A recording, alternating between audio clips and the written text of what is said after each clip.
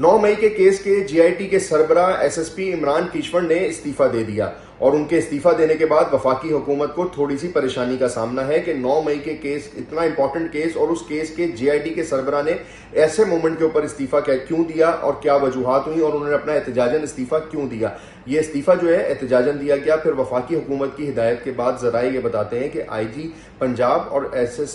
CCPO Lahore ने उनको उनके घर पे जाके मनाने की कोशिश की है, लेकिन ताहाल ये कोशिश नाकाम रही है और उसमें उन्होंने ये कोशिश की कि इमरान कीश्वर साहब अपना इस्तीफा वापस ले लें। लेकिन उस कोशिश के नाकामी के बाद अब ये इतलात हैं कि वजीर आजम पाकिस्तान ने इमरान कीश्वर को बजाते खुद बुलाया है और उनके एहतजाज की और इस्तीफा देने की वजह वो मालूम करेंगे। लेकिन इतलात ये हैं कि ये इस्तीफा इमरान कीश्वर साहब ने सिलेक्शन बोर्ड जो हुआ, जो कि तरक्की के लिए होता है, जो फेडरल के जो अफसर होते हैं यानी कि जो पीएसपी अफसर होते हैं उनका एक सिलेक्शन बोर्ड होता है जो कि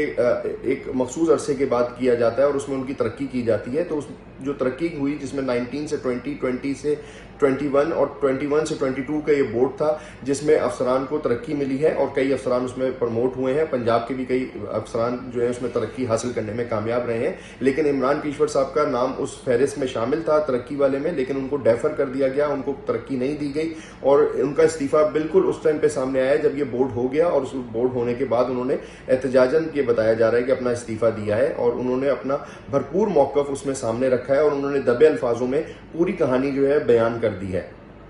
अच्छा, अब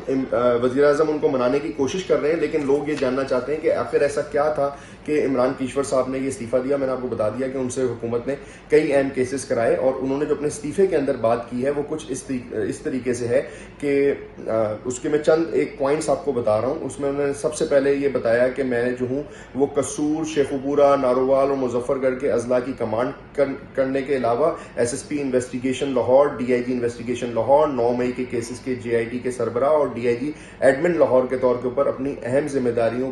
को मैं निभा चुका हूं और अपने हल्फ को मैंने बरकरार रखा है, जिससे अक्सर जाती सवालात मुझ पर उठे और मैंने उसके जो सख्त सवालात जो मुझ पर उठे और मैंने उनके जवाब भी दिए, यानी कि फेस किया एक तरीके से उसका ये लुबे लुबाब है बात का। गैर मुस्तहकम अंदरूनी तजाद में अपने आप को एक ऐसे दोराहे पर पाता हूं जहां मेरी मुसलसल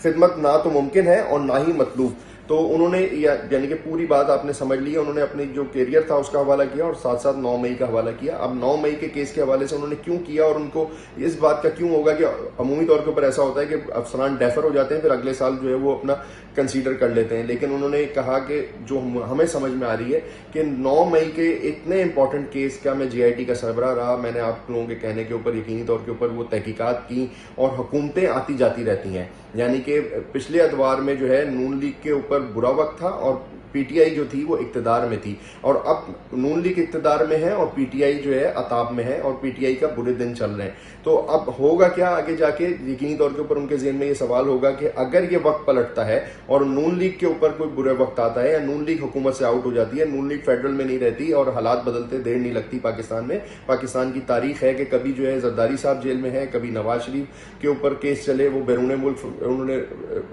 अपना जो है वो रास्ता इख्तियार किया। इसी तरीके से अब पीटीआई के बानी जो है वो जेल में है, ये पाकिस्तान की तारीख है। तो अब उनके ज़हन में ये होगा कि अगर ये हालात पलटे और कल को पीटीआई की हुकूमत दोबारा से पाकिस्तान में आ गई तो वो जो है उनको कभी भी जिंदगी में या जब तक उनकी गवर्नमेंट होगी उनको प्रमोट नहीं होने देंगे और बल्कि उल्टा उनके करियर को नुकसान पहुंचाएंगे, क्योंकि उन्होंने 9 मई में जो पूरा 9 मई पीटीआई के ऊपर जो भी सारे हालात और वाकयात रहे सब जानते हैं कि 9 मई की वजह से रहे और उस जेआईटी की वजह से ही पीटीआई के और बानी पीटीआई इस टाइम पे जेल में है और बहुत सारे मामला इसी रिपोर्ट के ऊपर मुनहसर थे। तो उन्होंने भरपूर अपना एहतजाज रिकॉर्ड कराया। वज़ीर आज़म पाकिस्तान उनको मनाने की कोशिश करेंगे और अब ये देखते हैं कि 9 मई के केस के जीआईटी के सरबराह पुलिस में रहते हैं या उनका इस्तीफा मंजूर हो जाता है।